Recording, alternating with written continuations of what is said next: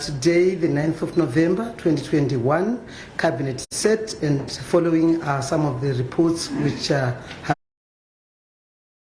during Cabinet today.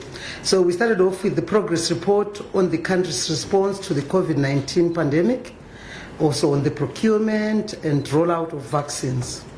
Cabinet received an update in respect of Zimbabwe's COVID-19 pandemic response as presented by the Honorable Vice President Dr. CGDN Chiwenga as Chairperson of the Ministers' National Committee. The nation is advised that as at 8th November 2021, that's yesterday, Zimbabwe's cumulative cases stood at 133,205. with 128,126 recoveries and 4,690 deaths. The recovery rate was 96%, with 386 active cases recorded. Generally, the national number of new cases fell during the week under review, with 210 cases recorded compared to 416 the previous week. Most of the cases were from schools, and areas that recorded significant number of new cases include Masvingo with 56, Bulawayo 41, and Manicaland with 32 cases.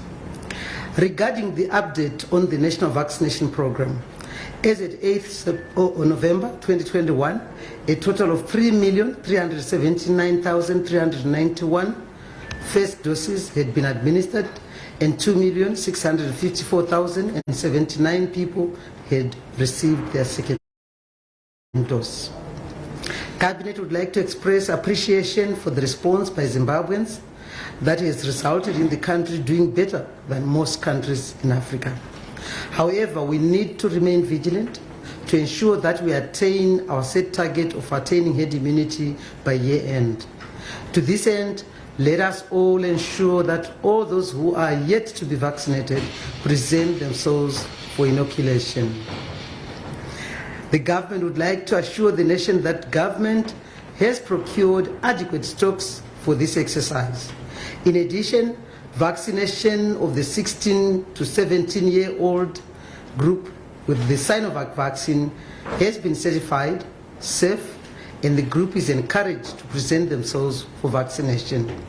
Our sub-national structures have been tasked to come up with various initiatives to ramp up vaccination uptake to achieve herd immunity by year end. The Ministry of Health and Child Care has put in place a detailed monitoring plan for that vaccination of pregnant and breastfeeding women as recommended by Medicines Control Authority of Zimbabwe, MCAS, in line with World Health Organization guidelines. The nation is further advised that the country is still under level 2 lockdown, and thus enforcement of statutory instrument 228B of 2021 still subsists. This means that all gatherings, including bars, must only allow vaccinated clients. Let us all continue to work together to forestall a possible fourth wave. Then we moved on to emergency preparedness, contingent plan for the 2021-2022 rainfall season. Cabinet received and approved the proposed emergency preparedness plan for the 2021-2022 rainfall season as presented by the Minister of Local Government and Public Works, Honorable July Moyo, as Chairperson of the Cabinet Committee on Emergency Preparedness and Disaster Management. The nation is informed that climate-induced hazards are on the increase, particularly in Zimbabwe and generally in the SADC region, as they are becoming more complex to manage. These hazards include droughts, floods, hailstorms, lightning, and strong winds. The country has also witnessed increased incidences of geophysical and human-induced nature disasters such as landslides, earthquakes, environmental degradation, wildfires, road, rail, air, watercraft, mining and industrial accidents, spillages, and also explosion of industrial chemicals. Cabinet is pleased to report that the emergency preparedness plan has been put in place with a view to reducing potential losses due to these disasters. The implementation of the plan, which will be spearheaded by the Civil Protection Unit, consists of various programs which include the following, among many others. A. education and awareness of hazards related to the rainy season. B, raising alarm or alert mechanisms using indigenous knowledge systems and local resources. C, assist in rapid and comprehensive damage and setting up of priorities. And then D, implementing response recovery programs and provide feedback as necessary. E, providing appropriate equipment and machinery. And finally F, instituting effective early warning systems. Government has set aside adequate financial resources to cover the set programs, and stakeholders have been directed to commence drills in anticipation of any eventuality. Then Cabinet received a proposed review of the Zimbabwe Broadcasting Corporation license fees. Cabinet received and approved a report of the Cabinet Committee on Development or National Development Planning on the proposed review of Zimbabwe Broadcasting Corporation listeners' license fees as presented by the Minister of Information, Publicity and Broadcasting Services. Cabinet noted that the Zimbabwe Broadcasting Corporation's equipment for both radio and television studios is obsolete and has outlived its lifespan, and therefore requires urgent replacement to enable broadcaster to improve service delivery to the people. Zimbabwe Broadcasting Corporation will soon be launching 2 more channels towards fulfillment of its mandate, and for these channels to be effectively rolled out, in addition to the ongoing digitalization of its transmitters, the organization has to be capacitated. Listeners' license fees should cover 80% of the corporation's operational costs. Then we moved on to the report on the ease of doing business reforms.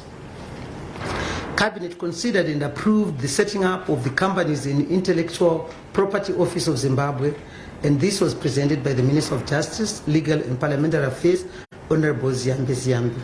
The nation is advised that currently the Companies and Intellectual Property Offices are sections within the Department of Deeds.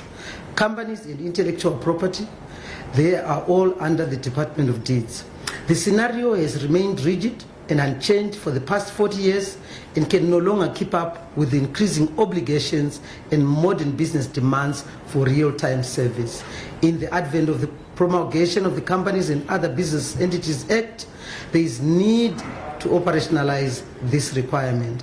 It is therefore essential to restructure and create a fully constituted Companies and Intellectual Property Office devoted to dealing with companies and intellectual property matters.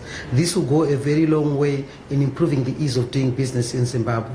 Cabinet also considered and approved the proposed transfer of the Office of the Master of High Court from the Judicial Service Commission to the Ministry of Justice, Legal and Parliamentary Affairs, as presented by the Minister of Justice, Legal and Parliamentary Affairs, Honorable Ziambi. In coming up with the decision, Cabinet noted that Section 3 of the Administration of Estates Act, Chapter 6.01, which created the Office of the Master of the High Court, clearly states that the office forms part of public service. On the other hand, in performing its functions of supervising insolvent estates, which activities involve administration of liquidation, corporate rescue, and sequestration of estates of individuals, the Master's Office does not perform those functions as a court, but rather as an administrative board reposed with authority to supervise winding up of insolvent estate as provided for by the Insolvents Act. In addition, the Master of the High Court collects revenue in the form of estate duty and estate fees. This executive function is performed in aid of Zimbabwe Revenue Authority, ZIMRA, consequently feeding into the fiscus. This function constitutes the bulk of the Master of the High Court's work, as revenue is collected from all estates. Then we moved on to hosting of the International Conference of African Cultures, ICAC 2021, on the 23rd to the 25th of November 2021. Cabinet considered and approved the report on the hosting of the International Conference of African Cultures, ICAC 2021, 23 to the 25th November 2021, as presented by Dr. S.G. Nyoni, who is the Acting Minister of Youth, Sports, Arts and Recreation. The nation is informed that Zimbabwe intends to host the 3rd edition of the International Conference on African Cultures, ICAC, under the theme, and I quote, Africa Speaks, dealing with repatriation from an African perspective, unquote. This will happen from the 23rd to the 25th of November 2021 in Harare at the National Gallery of Zimbabwe. International Conference of African Cultures, ICAC 2021, seeks to explore the issues around restitution, return and repatriation of African cultural property which has been held outside the continent. It is undisputed that these cultural artifacts are carriers of deep personal meanings and national importance to the countries of origin more than where they are currently domiciled. The country intends to ride on this platform to gain traction in its international engagement and re-engagement efforts by affording Africa in particular and the world in general to define repatriation and interrogate colonial injustice which resulted in the displacement of African cultural goods.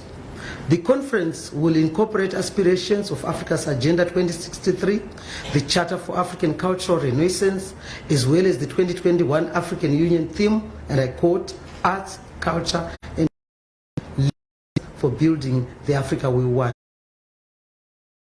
unquote. In this regard, the resolutions of the conference will feed into the African Union plan of action on culture and creative industries. Then we moved on to the proposed development and renovation of Great Zimbabwe World Heritage Site.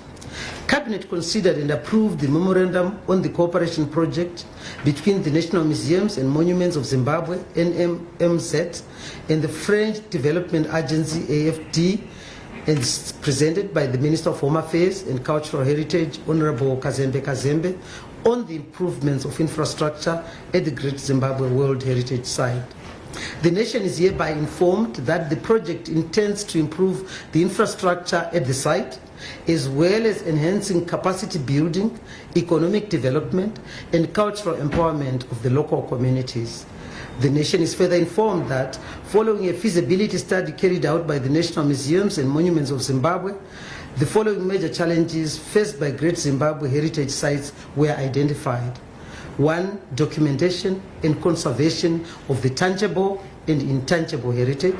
Then 2. Interpretation and visitor facilities. 3. Management and promotion of additional tourism attractions. And 4. Management and protection of the Great Zimbabwe Heritage Site and its physical and social environment. The cooperation ensures the development and renovation of the Great Zimbabwe World Heritage Site, mobilization and capacity building of the National Museums and Monuments, and development needs of communities around Great Zimbabwe. It is envisaged that upon completion, the site will attract more domestic and foreign tourists and also make them stay there longer. We then moved on to the update on the 2022 Population and Housing Census. Cabinet received an update on the 2022 Population and Housing Census as presented by the Minister of Finance and Economic Development, Honorable Professor Mutuli Ngube. The nation is informed that preparations for the 2022 Population and Housing Census are ongoing, with 31,000 tablets to be used during the exercise having been delivered so far. Census mapping has covered about 84.6% of the country and is expected to be complete by 21st January 2022. Provincial and district census structures have been set up, and Zimstats is actually sensitizing those structures to be prepared for the census. Training of enumerators of the pilot census is also in progress. Then we move on to the last item on today's cabinet briefing. Government is not considering introducing another currency. Government would like to assure the nation that it is not considering introducing another currency in the economy as reported in the media. Our local currency is the Zimbabwe dollar and not cryptocurrency. Like most countries in the world, the government of Zimbabwe, through its financial technology fintech group, is studying central banking digital currency, CBDC, as opposed to cryptocurrencies, bitcoins, or any form of derivatives. I thank you for listening. For these and other stories, visit our website www.263chat.com. Follow us on Twitter @263chat and like our Facebook page 263chat.